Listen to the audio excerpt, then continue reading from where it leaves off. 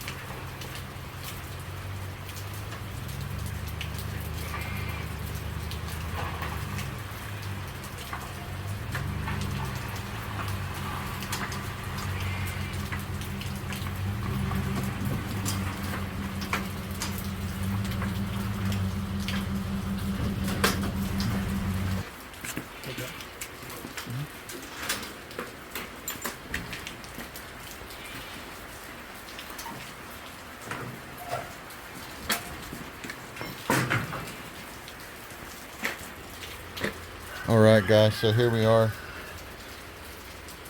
So I came out here before and this is what I saw. So upon diagnosis, look at this here. You see that black spot? I knew something was wrong right there. I've never seen that before. And what ended up happening is it was a culmination of, and you can't really see down in there. Let's see if I can do that. So the compressor down in there, yeah, it's hard to tell, but the compressor actually blew the terminal out, and this system had so much like acid and carbon and deterioration inside the compressor. I think that it just ate through that terminal and then blew it, so it lost all the refrigerant in the system. But if you're seeing that black, which refrigerant oil is clear, we got to get rid of that in the line set going into the house. So so we're going to replace that. We're going to acid neutralize it. We're going to flush it with RX11 and replace the indoor coil at the same time. And this is a Lennox 4-ton unit. And it is a 2013 system. It is 410A, I believe. Yep, 410A. And we're going to go back with 410A. We were able to find it. So, yeah, interesting, right? What do you think, Wes? It'll be easy. It'll be easy.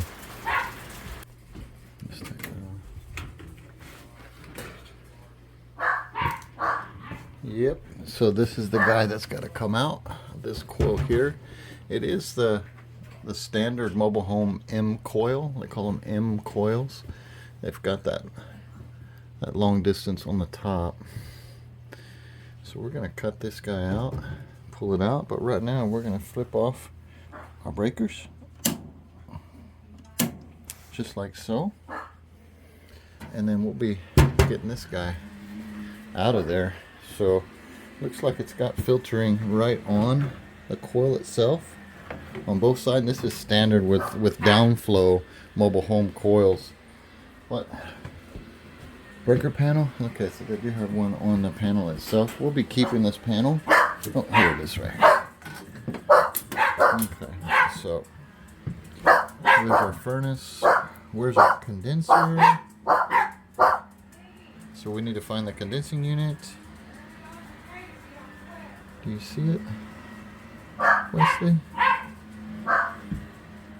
There's furnace. Do you see it? All right, so what typically happens is with mobile home units is the actual furnace, which is our 60, what they like to do is they like to piggyback the condensing unit high voltage from the actual breakers. They'll piggyback them on there and from the breakers for the air handler, because it's not a heat pump, right? So they're not expecting you to use the condenser and the heat strips at the same time, so they can get away with it, and that's what they do. Yeah, so when we flip that breaker off and that one, we're good outside.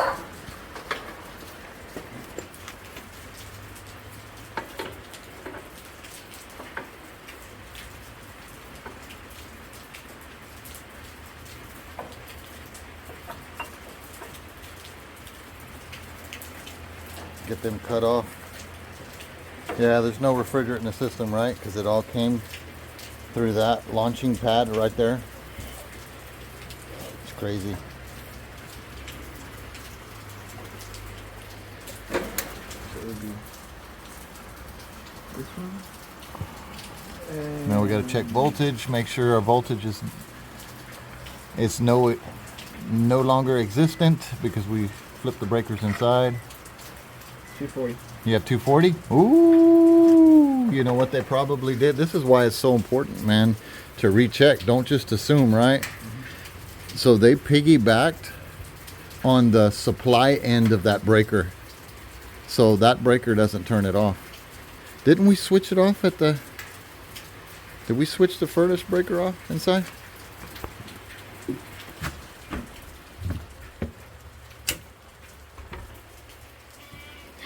Yep.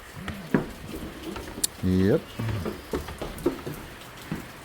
Double check, triple stamp. You know that saying, measure twice, cut once? 240. We still have 240? Okay, so now we still have 240. Wired good. Yep.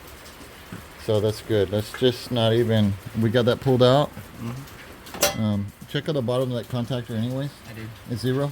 Okay, because we got it unplugged. Let's just tuck that away.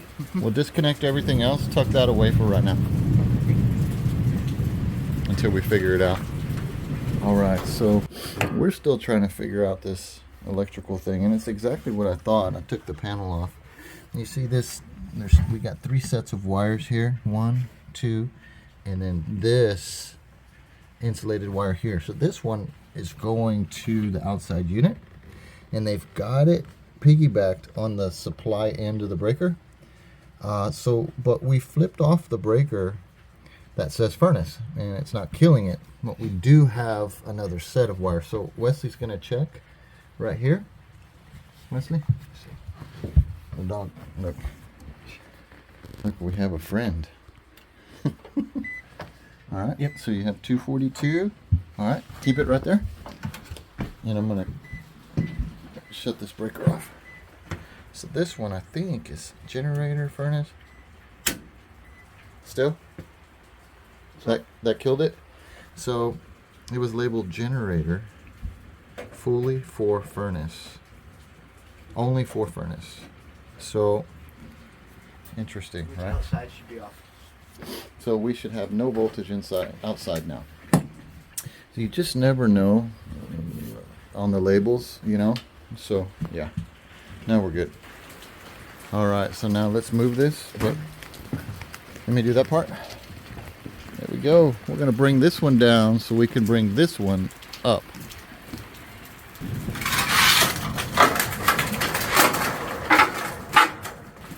Sometimes you just gotta do it like this.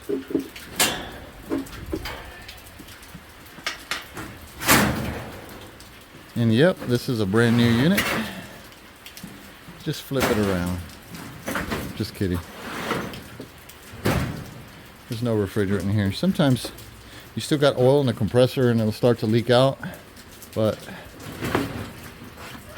I think this one's shot everywhere. Oh no, there's oil right there. Flip it. Let's flip it this way. Go for it. Okay. Woo. Right when I said that, right? So let's flip it this way. I have seen it to where this thing got shaken up so much and it started bubbling out. And that's ugly. But we need to get this up. Actually pull this trailer out. Because it is on the concrete.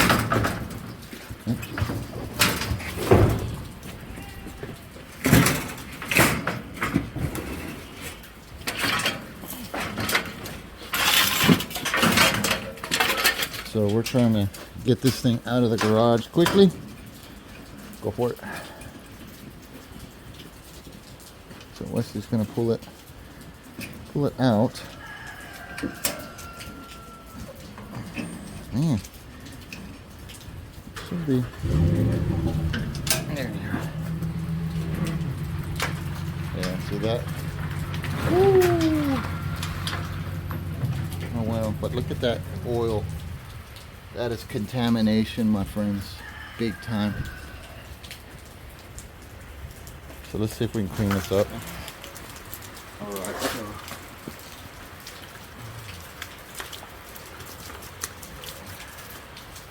looks better.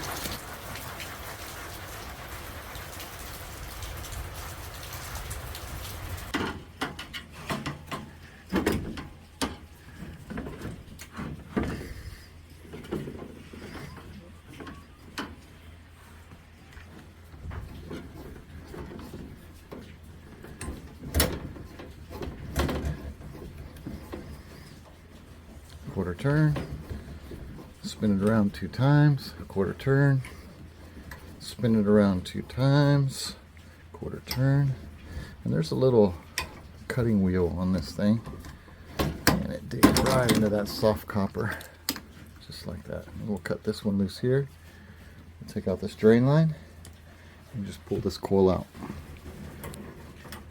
Now we got a clamp down here. Like so. So now, next thing you want to do is see if you got clay underneath the house. And anytime you're doing a mobile home and you've got crawl space underneath there, you're gonna have usually play up and down. So you'll be able to come up to decrease the space you have with the new coil, or you can go down. But careful, you don't want to kink it. And we just need it enough to slide this out, just like this right here.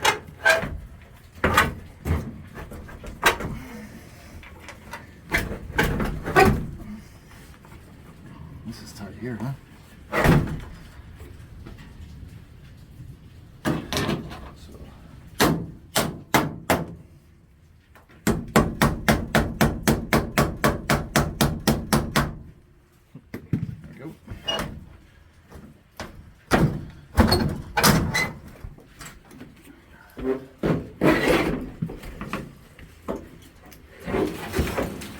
Okay, teaching lesson. Anytime, take a look at this unit. Anytime you have an ICP, Heil, day and night, Carrier, Bryant, Payne, anything manufactured by Carrier, right? You have to make sure before you leave to the job that you have this right here. I can't tell you, well, I can tell you. One hand in my whole career, but 5 times is too many times where I got to the job site and this piece is missing. And if you don't have this piece right here, this connector for your high side, right there, you're in trouble. You can't do anything. Been there, frustrating, done that. And then try to find the part number for this thing is even worse. So just 411. Okay, so in getting or preparing the new coil for the air handler, we want to make sure that we leave as much length on these 2 lines as possible and cut as low as possible on there. And let's remember it's pressurized with nitrogen, so we want to be real slow at it. And so usually what I'll do is I'll turn it, I'll groove it in there twice just to get it started, and then I just rock back and forth from now on. Rock it back and forth. Now tighten it. Rock back and forth. Tighten it. Keep going. So this ensures that this thing has no leaks, right? Somewhere. Keep going. Keep going a little more. So there it is. So that's just my technique of releasing it. Sometimes you'll have a little set screw or a plug or something that you can just pop out. Okay, so here's that part number for that adapter piece. Just in case you're in that position, and I think this is the part number here. I'll snapshot it. There it is. Alright, so if you don't have any of the insulation tape here, sometimes it'll come with it, sometimes not. This is pretty important, okay? So Wesley is attaching it to the coil itself, and the whole purpose of this is to keep it from sweating. Because remember, cold water comes in here in that drain, so it goes into that pan, and as it's sitting there, it's going to want to condensate to this right here. And as you can see, this is what happens, right? So either clogged drain line, which is this guy, which we probably should blow through that. Look at that. Yep, we should blow through that. But it'll keep it from sweating to the metal cabinet here. So it'll come in 4 pieces, possibly. I know Mortex is doing that. So, and then we'll just set this thing right on top of there.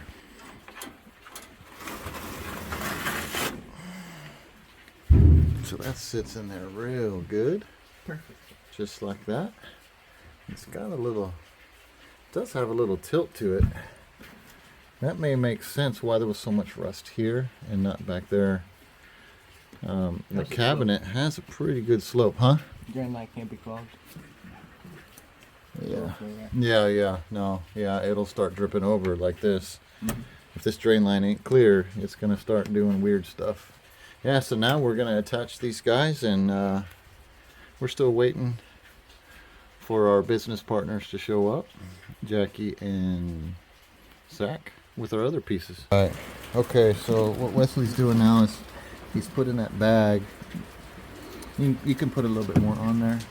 He's putting a bag over the copper, so that way we can blow it from the inside and cleanse it out with the RX11 flush. That's good.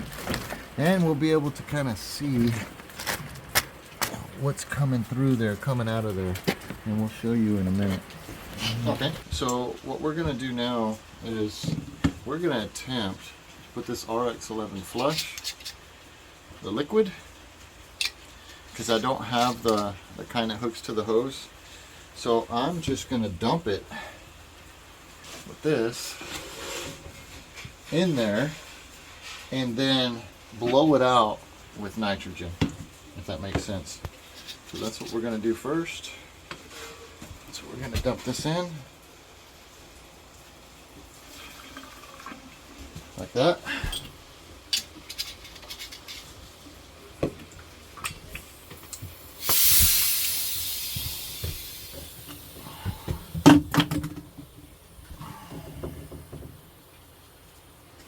You don't have to change the heating unit out? No, I thought sir. you always had to. No, sir. No? Nope. Only if it's bad. Standard. Where's that coming out? All right, come on in there.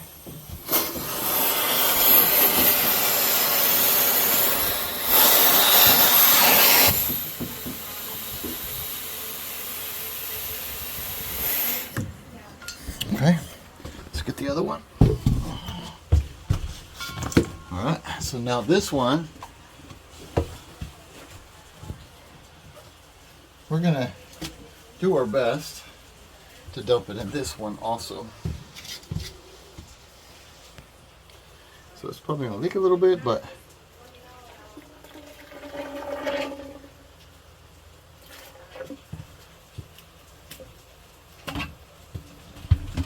so what we're trying to do is get rid of that acid, that black acid, so the next compressor is not going to nope, it's not going to take a beating.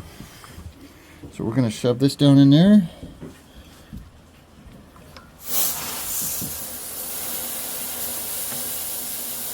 And flush it out. I don't know if you can hear that outside. Go ahead and take that and record outside.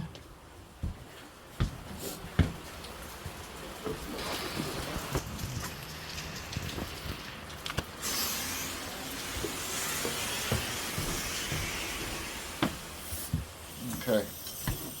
All right. So perfect. That's really all you need to do for the RX-11 flush.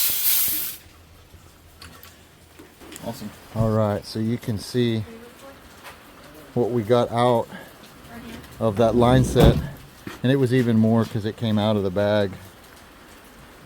This just shows the importance of that RX-11 flush, especially when you got a burnout, right? How we doing, buddy? Good. Just gotta add an extra piece. Mine's it. Okay, we need the sandpaper. Get that cleaned up. Get the copper cleaned up.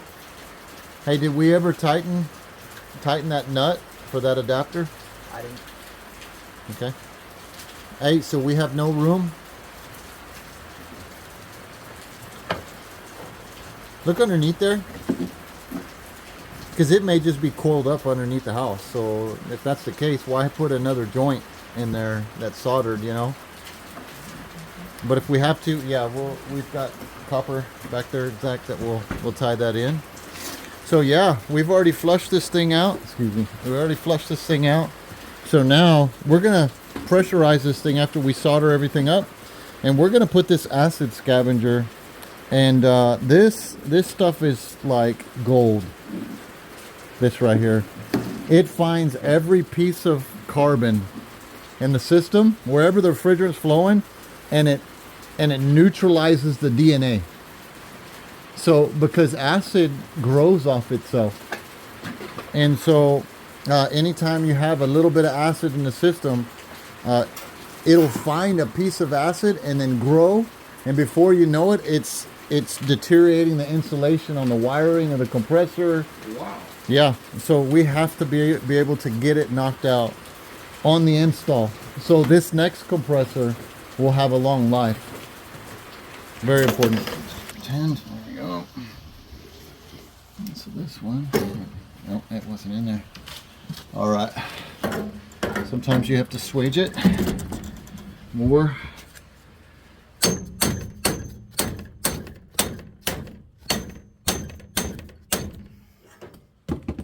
It's called a swaging tool.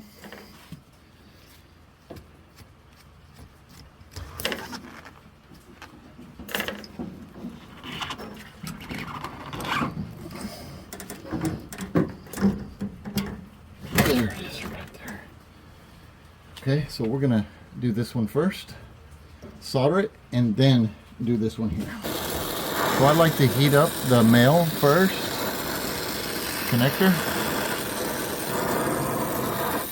And I'll go around it, and then I'll heat up, and this is a number 2 torch tip, by the way. And then I like to heat up the female, because the female is where we want to suck it in, the solder. So I'll heat that one up next, just like that. Just like that. Alright, so this is the old school way of swaging. I do have a hydraulic swager, but for some reason it tends to split. Maybe you can help me out on that. It tends to split the copper. Maybe you've run across that before.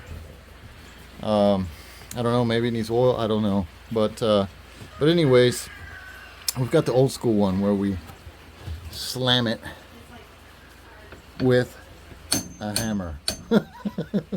But what you want is for it to go over this beveled edge right here enough to slide over this the coil's 3/8 line, so we can have one bead right there.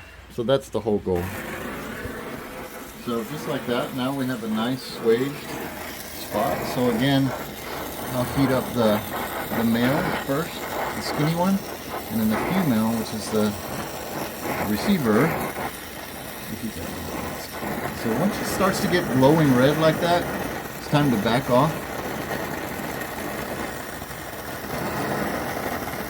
Because many of you know, you'll actually put a hole in the bad boy. So I'll pile it up right here, and then I'll just chase it around the back just like that. And that should be it. So let's take a look. I need the light. So we're going to take a look on the back side. So I'm making sure that it's filled all the way around. Yep. Looks good. Now we get to go outside and do the same thing. Then we can pressurize and then pull a vacuum.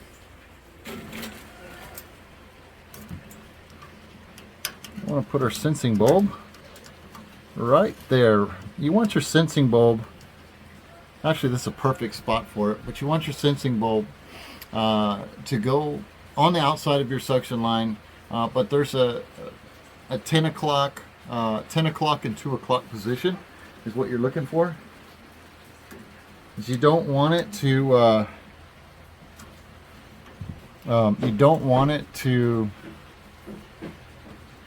close that TXV or open it prematurely, if that makes sense. And so I think you took it. So then you just tighten this out right here. So you just back seat it all the way,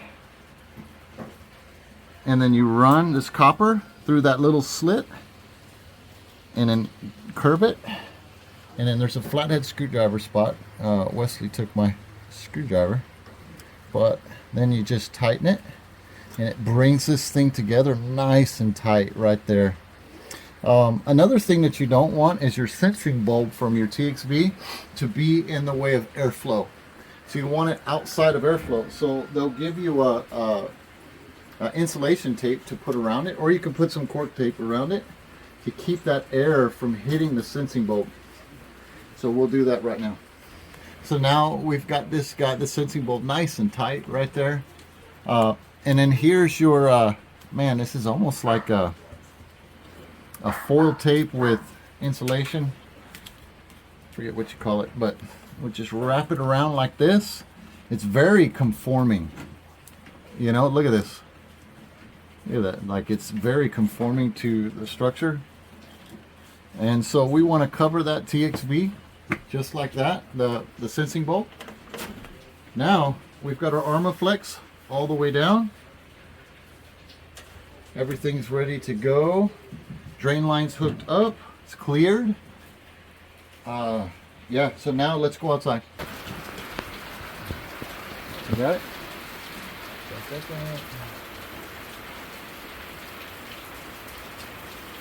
Alright. Alright, so Wesley and Zachary hooked up the low voltage. We haven't done the whip yet. We'll be replacing that whip very shortly.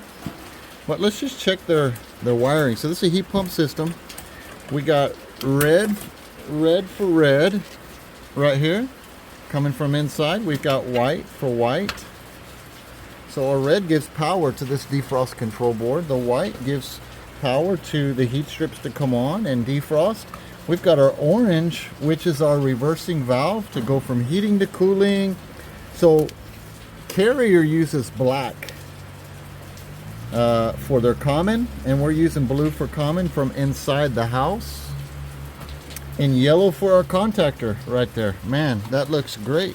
Now we just need to hook up our deal, but let's pressurize this thing first, and let's pull a vacuum and all that good stuff. That's all right. All right, you got the yellow hose hooked up? Man. Let's just pressurize this. Let's go ahead and pressurize it.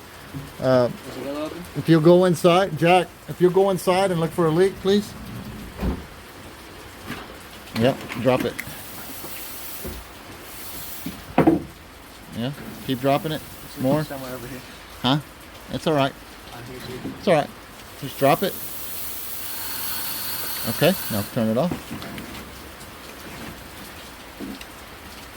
So now we're making sure we have no leaks. So I start with a little bit of nitrogen so we're not wasting it, right? We're at 127. Soap bubbles. Do you have the bulb covered? I can't see them. That's fine.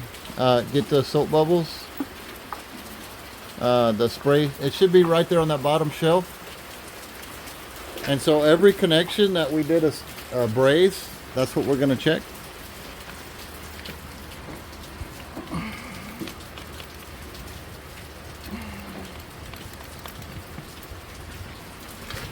Go ahead and check inside. Check inside. Oop.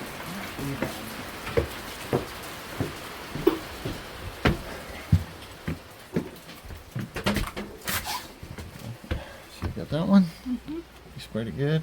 Okay. Oh, so I connected it here. I got you. I did. Let's see if we can break that. Yeah. Where's it at? Right up there? Mm-hmm.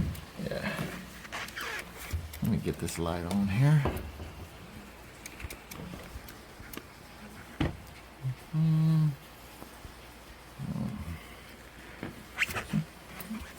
Hold it down.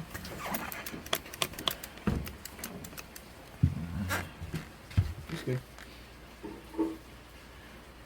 Alright, we're looking for bubbles. Alright. Go ahead and shove that back in there. Okay, so now we'll look at our pressure.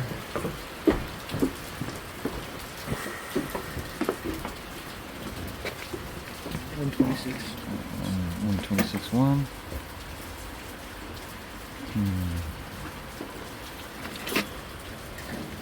All right, let's pull a vacuum. Let's pull a vacuum now. So we need to take off these guys, which is the load side,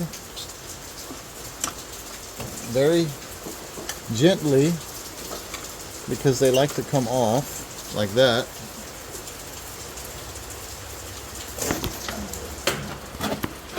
You can pull the vacuum now.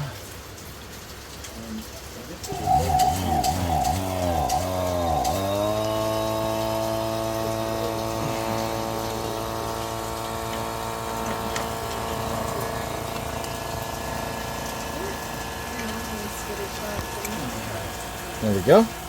Now we also have a ground. Let's pull this little fella out.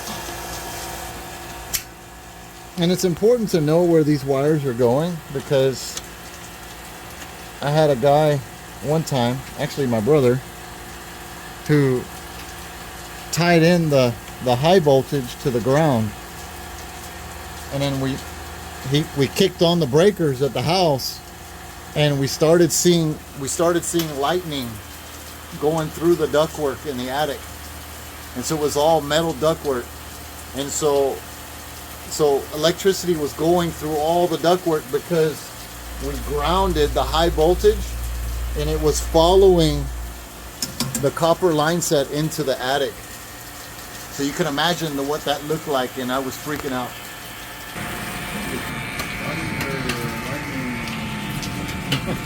All right, so we're gonna put our acid scavenger in next. So it comes in a little bottle of liquid with a little spout, and so you just puncture the foil. So typically this is 5-ton unit. So if you got a 5-ton unit, you're gonna put all of it. But it's not gonna hurt if you use all of it on a smaller unit. So we're gonna dump all of it in there. So we're pulling a vacuum right now. So right now we've got microns going on. So we're at 668 already. We're gonna get it down to 500 microns.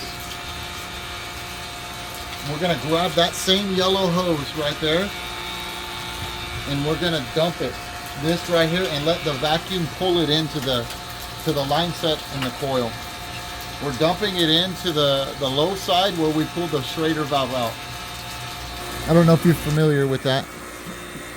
There we are, right there. So we got a solid vacuum. We're gonna start putting in a little bit of liquid, or I'm sorry, acid scavenger.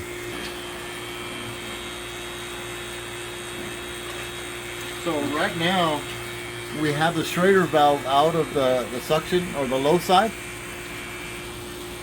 So remind me to put that back in there. All right, Zach, turn off the pump. Turn off the pump, just like that. Now we're gonna take our yellow, and this is a two-man sport here. So we're gonna dump this in here. So we're gonna start filling it up right now, hopefully. Actually, you know what? You want the other hose? Let's, do we have needle nose? Get the needle nose real quick. Put the brush stripper quick. Yeah.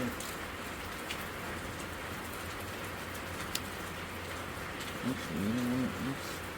Let's Get flip the other this. hose. We're gonna flip this. So we're just gonna flip this around because we have the depressor. So we're gonna flip it. And we have no depressor here. It's just an open hole. Alright, so we're gonna start dumping this in there. Alright, Wesley, get ready to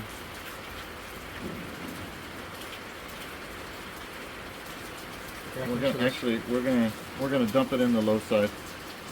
So we're gonna open up our low side, and you're gonna get ready to crack that.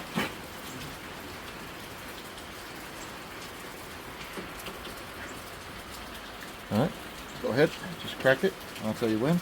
Go ahead, more. All right, more. That's good. More. Open it up. Keep going. Keep going. Good. More.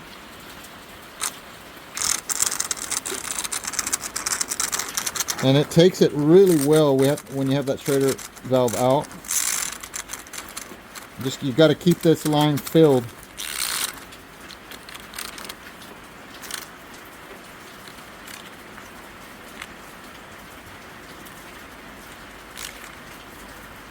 That way you're not sucking in a lot of air. Okay. You have it closed? All right, open it. You see it take it. That's it. Close it. All right. One more time. Open it. All right. That's good. Okay. So now, that's good. So now we break. We're gonna break the pressure right now by getting a little refrigerant, and we'll chase this down. Go ahead and grab the 14A. We'll chase this down. We're still in a vacuum at this point. We got everything closed. And so we'll break this vacuum so we can put in our Schrader valve. Again, we want to keep this as tight as possible without air. All right, open it. So now, all right, it's good. So now we broke vacuum. So we have two, pressure of 2. We've broken vacuum with refrigerant and the oil alone. It's closed. Yep.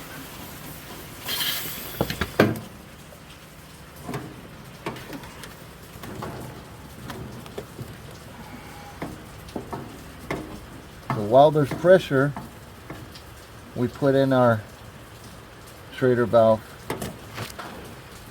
just like that.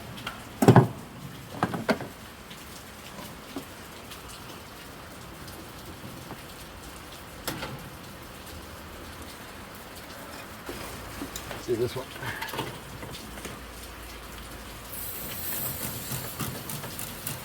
Now we're letting our refrigerant go from our condensing unit, and we'll be good to go. All right, so here we are, we're running. Now we're watching our pressures. We're gonna look at our superheat and subcool. We do have a TXV inside, so we're gonna focus on this subcooling number.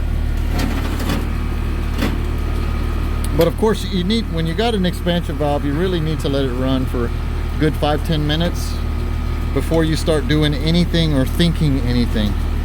But man, this guy is, man, we already have, let's let it run. So Wesley's buttoning it up. So there's the unit. And it's really nice because it's got this covering from all the sun and the elements. So really, that's what one good thing it has for it. And of course there's dogs, but you can keep up with that. But it's nice to have this covering over it, and it's really makes it more efficient. So let's take a look inside to the air handler side.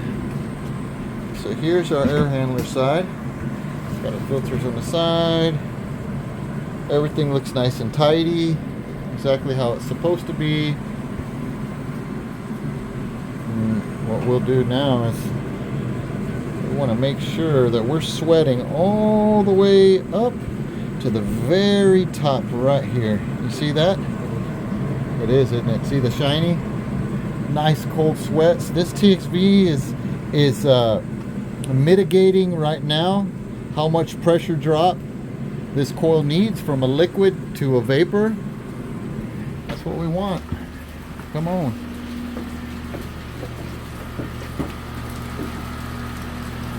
What do you think? So far so good? It's up to you. So far so good? Yeah, yeah. Okay. Hey, once it's cooling, it's good. So we'll get a temperature split right now. Can you get them to cool in this kind of a weather, or? Yeah. So really, you know, anything over 70, we can get it. So if it drops to like 50, 50s, 55 degrees outside, we need to mimic it being a warm day. And how we do that is we add like a piece of cardboard or something over the top, and we warm it up. So that way the pressures go up like they're supposed to. We do have an expansion valve inside. It's kind of like a smart valve, if you would. And so if it is cooler outside, what it'll do is it'll start to open that valve a little bit and allow more refrigerant to come in. Okay. So it helps it on those days where it's a little cool. Newer units are way. Yeah, they are. They really are. So yeah, like something like this, you could just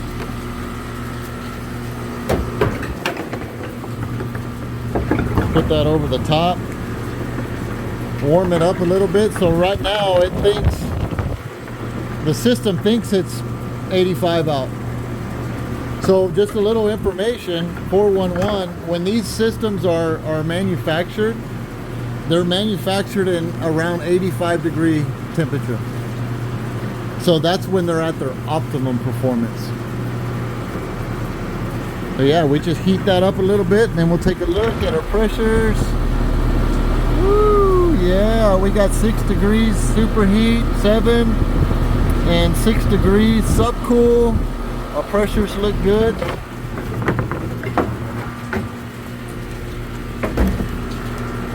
It's ready to go. What do you think? It's amazing how what the difference he was covering there.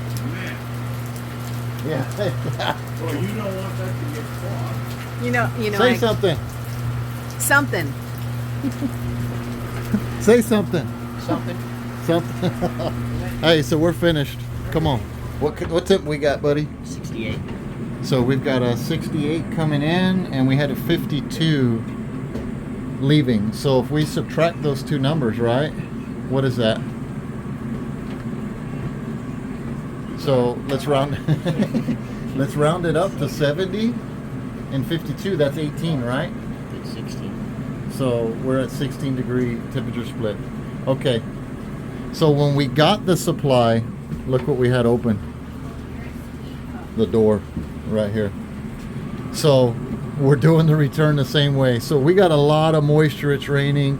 Anytime you have a high wet bulb in the house or going in the return, your temperature split is going to be lower. So that's just the way it works out. So anyways, we're within limits. Right on, man. Look at that nice sweat right here. Woo, buddy. That's sweating like crazy, isn't it? Sweating like crazy. So, man, it definitely has a pretty strong pitch forward, doesn't it? It's kind of like... As long as it's draining, man, we're good. All right, let's put the panels on and call it a day, Mr. Zach. Yeah, so we had to do a couple of extra steps on that job because that compressor burned out. In other words, it had that black soot. Did you see it? That carbon buildup everywhere. It was disgusting. So there was a couple extra steps, but on it, but it's still basically the same replacement of a condensing unit. You know, still basically the same. You do the same thing, same steps. Pull a vacuum, pressurize, make sure no leaks, charge it correctly. You know what I'm saying? What do you think about that, Zach? I got you quick, buddy. Hey, so we are here at the Fox and the Hound, or what is this called, Zach? Fawn and Jeff's. Fawn and Jeff's. All right, so we are here to get a quick snack if Jackie will let us. Oh, look at that. Look at that car, bro. What is that? Is that a Buick? Oh, come on, somebody. Look at that. So back in the day, Zach, we called this hoopties. We call them hoopties. But man, these things were those cars, that style, man, they were so smooth. You couldn't tell there were bumps in the road. We used to have a city next to where I grew up, and called Gregory, and there was a lot of potholes there. And let me tell you, you didn't even know there were potholes. It was like you were gliding over the top. I don't know what kind of aerodynamics they did back then in the 80s, but it was fantastic.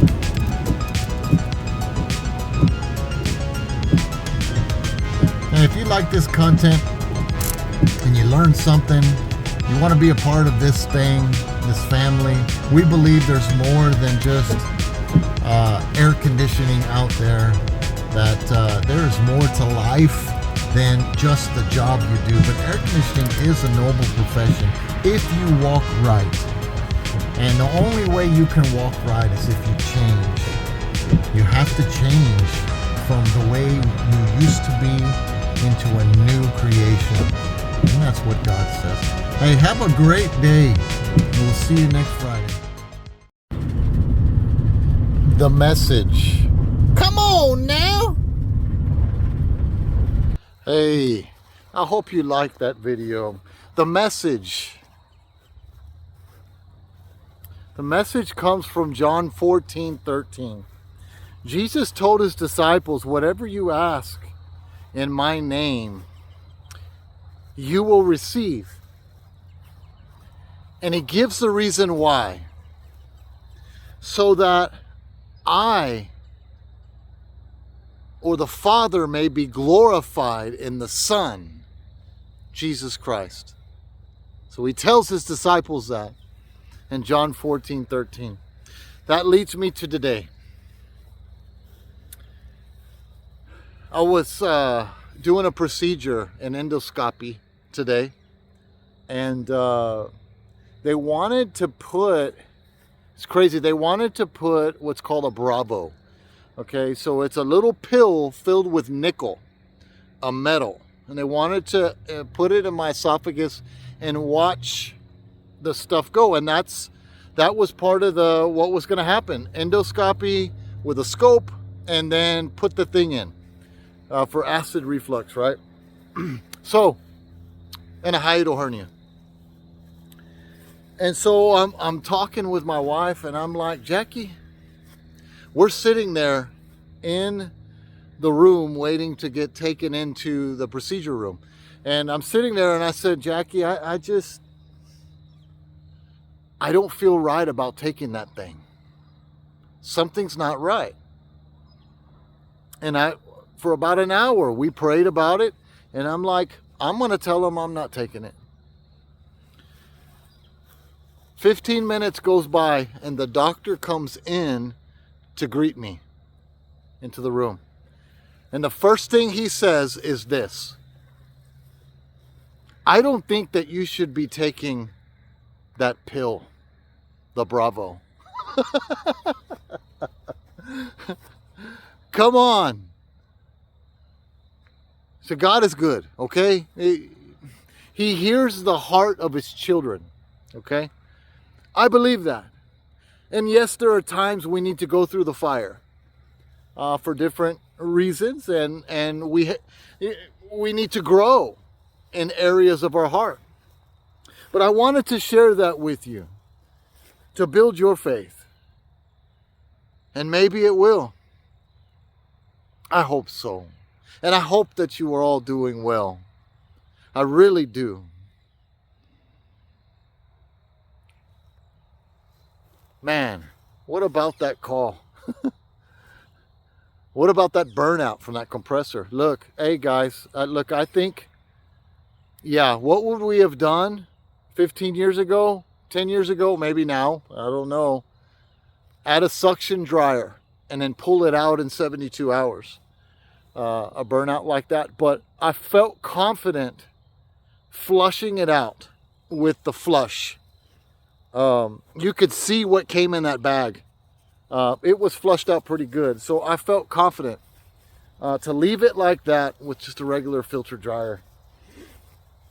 So I hope you like this content. Like and subscribe if you want. It helps. God bless you.